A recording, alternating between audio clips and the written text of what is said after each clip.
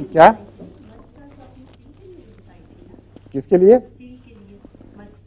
मर्ग साफ सील के लिए भी दी थी। हाँ, आमतौर पर सील में इस्तेमाल नहीं होती, मगर वो जो मरीजा थी जिसकी छाती में सुराख हो गए थे, और मुझे याद है मुनव्वर ने भी उसके एक्सरे वगैरह करवा के देखे थे, और एलोपैथ हमारे अपने एमडी डॉक्टर ने भी, और मुझे उन्होंने बताया था कि इसकी हालत काबिल इस्लाह नहीं रही, क्योंकि कैविटीज होती है ना पैदा लंग्स में, इसको मर्ज खा जाता है लंग्स के टुकड़े और वहाँ खला पैदा हो जाते हैं।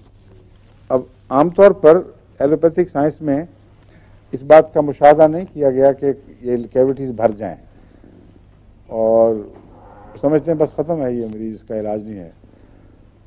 उसकी इलामतें कुछ, मैं हमेशा दवाएं, बाज़ मुख्तलिफ दवाएं उस वक्त सोचता हूँ जब एक मरीज आता है जो बताता है कि मैंने एलोपैथिक भी इलाज बहुत कराया है, होम्योपैथिक भी कराया है। तो होम्योपैथ तो हमारे वहाँ बताते नहीं दवाओं के नाम, इसलिए मुझे कोई और सोचनी पड़ती है, क्योंकि पता है रोज़मर्रा की दवाएं तो हर होम्योपैथ दे ही देता है। अगर रोज़मर्रा की दवाओं के कब्जे में ये मरीज़ होता तो वो अच्छा हो चुका होता अब तक।